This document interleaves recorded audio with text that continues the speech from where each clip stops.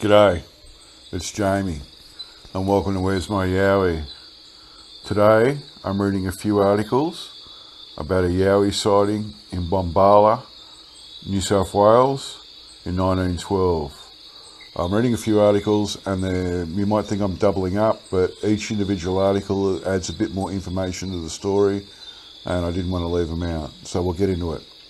First article is from the Sydney Morning Herald, dated Wednesday 16th of October 1912. Headline, A Story from Bombala. Tuesday, for many years past, this portion of Monaro has been credited with being the possessor of a hairy man. Bushmen at various times have reported that they have seen an immense ape-like animal, but it had always managed to escape them.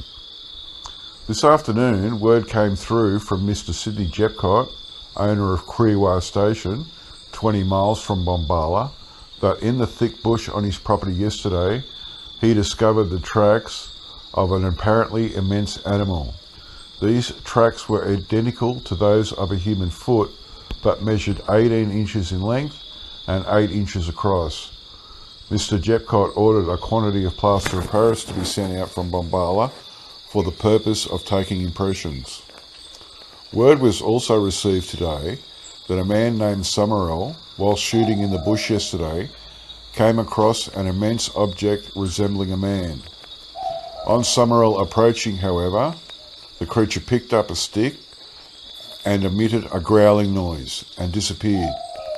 Portions of Kreewa are very rough and scrubby, giving the mysterious animal excellent opportunities for hiding. Okay, so the next article is from the Goulburn Evening Penny Post, dated Thursday, 17th of October, 1912, under the headline, A Monster Footprint. Bombala, Tuesday. There is considerable excitement in the district over the reported discovery of a hairy man on Kreewa Station, 18 miles from here, owned by Mr. Sidney Jephcott. Mr. Jephcott telephoned here this afternoon that yesterday, while mustering stock, he observed tracks like human footprints nearly 20 inches in length and 8 inches across. He sent to a Bombala storekeeper for a quantity of plaster of Paris with which to take impressions of the tracks.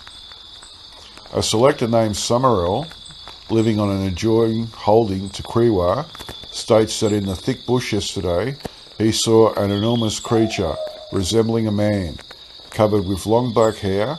The animal was carrying a big stick and with long leaps made off through the bush. A report has been received to the effect that the creature has been captured today. Okay, so the next article is from the Leader, dated Saturday 19th of October 1912. The headline, Another. A good deal of excitement and amusement has been seen in the Bombala district by the appearance of a fantastic beast in the bush. It was not a tiger of the Tantaluna type, but a huge, hairy and terrifying man of giant size. These first signs of the monster's presence were observed in the manner similar to Robinson Crusoe's discovery of Man Friday. 2 enormous footprints were noticed on Mr. Sidney Jephcott's Kreewa Station on Wednesday, and the squatter, his curiosity stirred, took plans to measure them. The marks proved to be each about 18 inches long by 8 inches wide.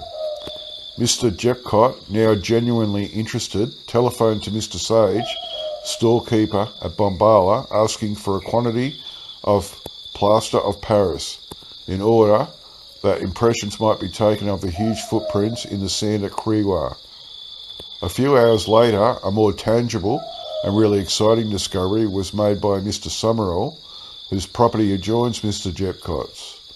He was in the heart of the bush when he was startled by the appearance of a gigantic man over 7 feet in height.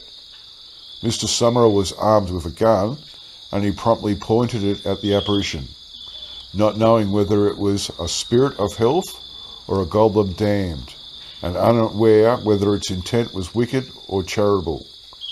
The stranger, however, was not looking for a fight, and picking up a large stick, turned away and disappeared. When news of this singular encounter became known, several old residents recalled the rumours of a hairy creature having been seen in the locality over 20 years ago. But whether this wild man of the woods is identical with the latest comer is not known. Later, it was reported that the stranger had been captured, but nothing definite is not yet known. Okay, so the next article is from the Bega Budget, dated Wednesday, 23rd of October 1912, under the headline, Bombala's Hairy Man. The following description of the hairy man recently seen near Bombala is taken from the Times. There's been a deal of talk this week in Bombala, Jephcott and Bibbenlug about the discovery of a hairy man. Mr. George Summerell of Floco, Holt's Flat, states that last Sunday he was mustering cattle in the vicinity of Krewa Station when he suddenly came upon a most peculiar-looking object drinking at a waterhole. Summerell's horse exhibited signs of great fear, but his rider urged him towards the waterhole, and he was able to get a good look at the strange creature. Mr. Summerell says it was like a huge ape, standing about 5 feet high and covered with long grey hair. It had, apparently, but 4 toes on each foot and arms dangling below the knees. It appeared to have a low receding forehead and little or no chin, and emitting a growling sound, disappeared into the bush. Mr. Summerell informed Mr. Sidney Jephcott, owner of Krewa Station, of what he had seen, and the latter proceeded to the waterhole, where distinct tracks were seen. These tracks measured 14 inches in length by 6 inches in width. Mr. Jephcott, who was much interested, at once phoned into Mr. Sage here to forward a quantity of plaster of Paris with which to take imprint of the tracks. From Mr. Summerell's description, Mr. Jephcott is certain that the animal is an orangutan. Okay, so the next article is from the Sydney Morning Herald, dated Thursday, 24th of October, 1912, with the headline, A Fearsome Being, Mr. Jephcott's Story. Mr. Jephcott sends the following account of his discovery to the Herald. After nearly 50 years spent in the bush, with every sense alert to catch the secrets of the wilds, up till a few days ago, not the faintest scintilla of first-hand evidence had reached me that any animal of importance remained unknown in our country. But about 10 days ago, when riding through the jungle, which lies on the eastern slopes of Bull Hill, a trig site about 12 miles southeast of Nimityville railway station, I noticed on a white gum tree trunk a series of scratches such as could be made with the point of a dessert spoon. These scratches were in a series of 3 on one side, meeting to a single scratch coming from the opposite direction. Being exactly as such would be made by 3 fingers and a thumb of a great hand with abnormally strong and large nails. Beginning at a height of about 3 feet 6 inches, the series of scratches rose to a height of about 7 feet. All these scratches were made by a right hand, suggesting that the creature which had them shared a peculiarity of mankind. From these indications, I judged that some animal unknown to science was at large in this country, but took no further action in the matter.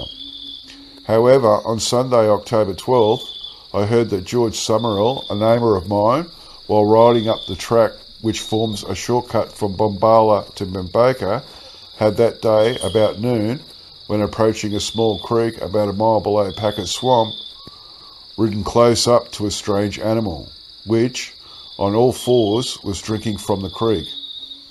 As it was covered with grey hair, the first thought that rose to Summerell's mind was, what an immense kangaroo. But hearing the horse's feet on the track, it rose to its full height of about 7 foot and looked quietly at the horseman. Then stooping down again, it finished its drink and then, picking up a stick that lay by, it walked steadily away up a slope to the right or eastern side of the road and disappeared amongst the rocks and timber 150 yards away.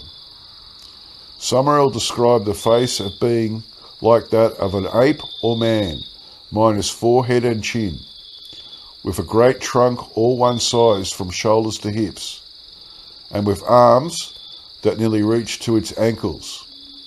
Hearing this report, I rode up to the scene on Monday morning. On arriving, about a score of footprints attested to the truth of Summerell's account. The handprints where the animal had stooped at the edge of the water being especially plain. These handprints differed from a large human, chiefly in having the little fingers set much like the thumbs, a formation explaining the 3-7 series of scratches on the white gum tree. A striking peculiarity was revealed, however, in the footprints. These, resembling an enormously long and ugly human foot, in the heel, instep and ball, had only 4 toes long, nearly 5 inches, cylindrical, and showing evidences of extreme flexibility. Even in the prints which had sunk the deepest into the mud, there was no trace of the thumb of the characteristic ape's foot. Besides perhaps a score of new prints, there were old ones discernible, showing that the animal had crossed the creek at least a fortnight previously. After a vexatious delay, I was able on Wednesday afternoon to take 3 plaster of Paris casts, one of a footprint in very stiff mud, another in very wet mud, and a third of the hand with its palm superimposed on the front part of the corresponding foot. These I have forwarded to Professor David at the university, where no doubt they can be seen by those interested.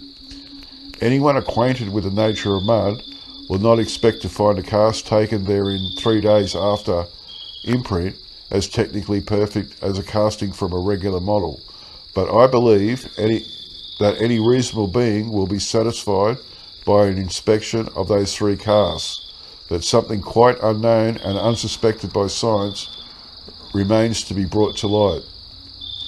Since this matter has made such a stir that people in the district have felt that they could attest their experience without further fear of ridicule, an astonishing number of confirmatory cases have come to my knowledge, ranging over the country between Cape Howe and Wee Jasper.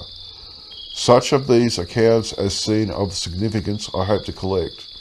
Okay, so then the final article is from the Clarence and Richmond Examiner, dated Saturday 26th of October 1912. The headline, An Unknown Animal.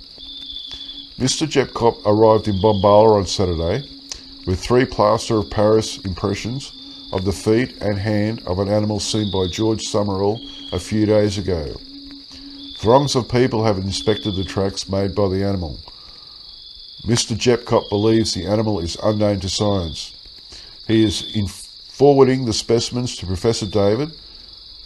To say the least of it, these impressions are most remarkable, measuring 14 inches by 6 inches. Each foot shows 4 toes only. A party from Bib and Luke is going out to endeavour to locate the animal.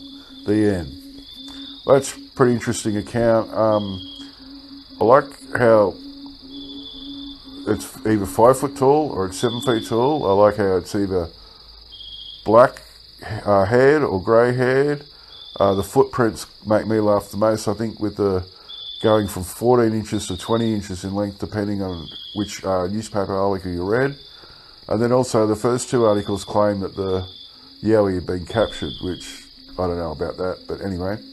And I'd like to know what actually happened to the cast that he took, whether they're still at some university somewhere, or whether they just dismissed them and got rid of them. Who knows? Anyway, that's it from me. I'll get back to you all next time. Bye.